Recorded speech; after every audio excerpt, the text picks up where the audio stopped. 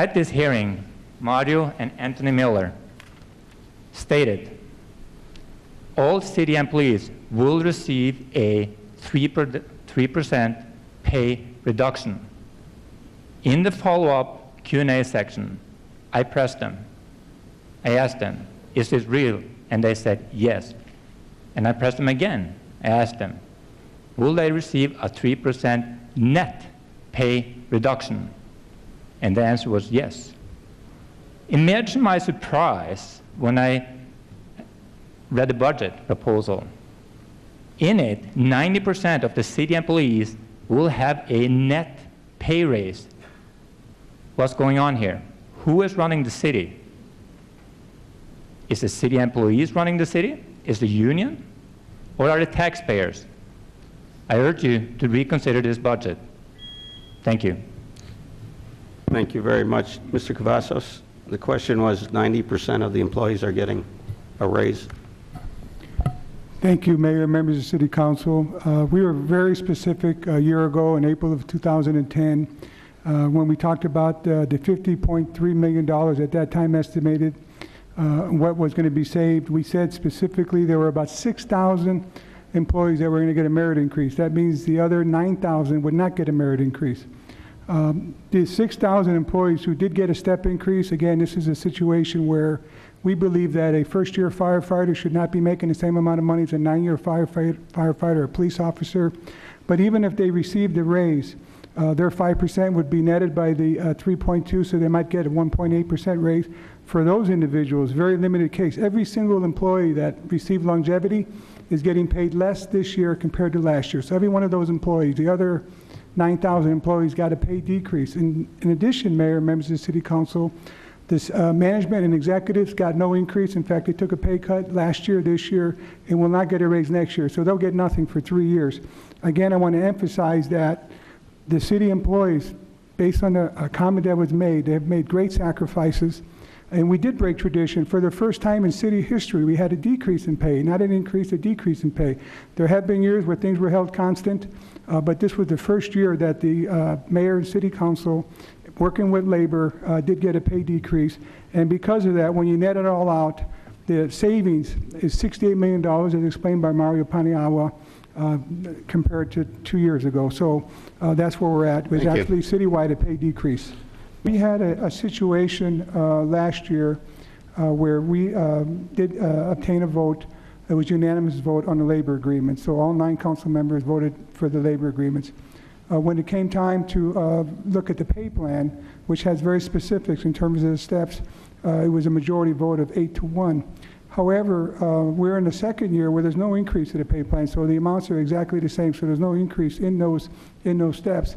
I believe that there could be some bargaining issues, some bad negotiations, some unfair labor practices. Maybe Mr. Verber could expand on that? Yes, Mayor, members of the council, and Councilman Maddox, these provisions, longevity specifically, is in every single memorandum of understanding we have with all the labor units that we've negotiated with, and several of the agreements also reference the merit pay. The negotiations, from my understanding, that did take place, I wasn't present, but from what I've been told, one of the items on the table that was discussed was the merit pay. And it was actually one of the items that was bargained for in good faith and reflected in the pay plan that was adopted by the City Council. So I do believe there's some contractual issues that would be implicated if those were not honored. Well, could that conceivably, Mr. Verber, could that conceivably put us in an unfair labor practice and have the federal government intervening on our labor contracts? The federal government would not intervene. We do have our own labor relations law. It may raise issues under that particular law with respect to good faith bargaining. I'm not prepared to give an opinion on that today, but certainly the issue is potentially there. Okay, thank you. Thank you. That's it. Councilman. Mayor, I have a question for Mark Spencer, seeing that Claude took all my questions. Mr. Spencer, do you mind coming forward, and due to your age, if you want to just sit there, that way you don't have to walk. Of course, not as old as Joe, right? Mark, we heard a lot of testimonies about sacrifice that people are making sacrifices out there and that our employees aren't actually sacrificing at all.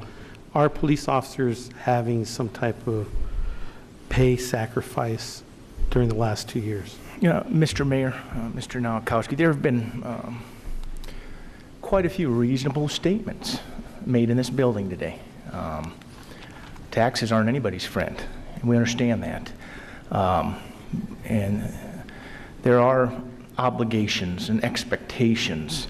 And certainly in Washington, D.C. last week, when we're reminded that line of duty deaths among police officers are up 40% this year. I mean, that's just, and I want to be careful not to trivialize this because we're dealing with human lives, but that's just an obvious factor that comes with public safety. It's very unusual, I think, nationally that here's the way it's supposed to happen. City manager, labor, fight. That's the way it's supposed to happen nationally. That doesn't happen here. That doesn't happen here because when reasonable minds get together, we understand that sometimes you have to say no. Sometimes less is more. And when we look at employee concessions, we've seen that consistently. We understood with our merit situation, it was important to protect those younger junior officers. You do have a lot invested in them, and we need to facilitate and continue to invest in their training. That was the agreement and the understanding. There were many things that we could have chosen, but we chose to protect those younger officers and those merit increases. Travis Murphy, killed in the line of duty, left a 2-year-old. He was in the merits. And, you know, there are inappropriate places to discuss things. Perhaps we shouldn't discuss merit and police pay at a police funeral. Perhaps we shouldn't discuss merit and police pay at a city council meeting. Perhaps the appropriate place for these discussions is at the contract table. And every 2 years we meet at the contract table and we come to agreements which we've agreed upon. You know, it's also reasonable, whether it's in public safety or the public sector or in, well, I'll call it the real world, private business. There's a concept out there known as keep your word. You know what? When you sign a contract, keep your word. There's a contract in place, and there seems to be a hesitation, unfortunately, being cultivated here of shying away or backing off the obligation of contractual issues that have been agreed upon. That officer right there, he's not afforded the luxury of hesitating. When he gets the call and he runs to the gunfight, he goes. And so when we enter contracts and contractual agreements, I think it's important to remember we don't get that obligation, nor should we. It's not reasonable to expect your police and fire to hesitate. It shouldn't be unreasonable also to adhere to contracts.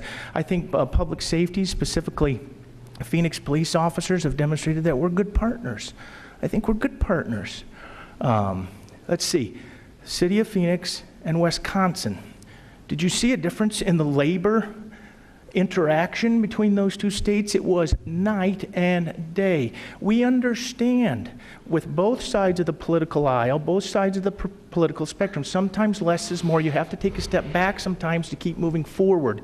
There were agreements, there were concessions, there was a need for pension reform, and it was police and it was fire that stepped up to do that, unlike our the national unions that you see. That's the difference between Arizona and Wisconsin. They're dominated by national unions. We're local. We live here in the city of Phoenix. We pay attention to taxes. We pay attention to our water rates. We pay attention to the graffiti on the back of my wall in the alley. So we live here. We have partnered successfully with Citizens for Phoenix. I think there's a deep appreciation among Phoenix police officers of those who are vulnerable in our community, whether it be seniors, whether it be after-school care, whether it be the disabled. Time and time again, I think we've partnered. It's so easy to say, no, my guys first, me first. But that hasn't been the case. And I think that's been the pattern here, because when you get the community and your cops and the community and your firefighters together, you're going to see progress even in difficult times. And sometimes that progress means take a step back to keep moving forward. What else have we done? Twice, employees beyond police and fire have allowed the city to access their health care trust fund money, 2 times at $7 million a time. What does that actually mean, Mark? That is health care Save trust the money. city Here's a $7 simple way to put it. That's our money. But you know what? Sometimes you have to take a step back. Sometimes you have to partner. There's times when Mr. Cavazos says no. There's times when he says yes, and the same is true here. And I think we have a history in the city of Phoenix of police labor and the city and fire labor and the city and the unions in general stepping up and taking that step backward. I think we've done that time and time again. Once again, I would have to... I really didn't have to come up here and say anything because Mr. Cavazos I think he's communicated very reasonably what the situation was, what was on the table, and what was out there. And I think we have an obligation to continue to move forward. Thank you, Mark. Thank you. Before you move on, I just, and I know what you meant, but the vast majority of us have not had an intention of moving backwards on our word in terms of contracts, as you know. And absolutely. And Right. when I say, Mr. Mayor, a step backwards, I mean that's called a concession. That's called reform. And I think when you look at police officers' snapshot of the picture today, only maybe 1/3 of our officers are in the merits. Right. Because we haven't been hiring.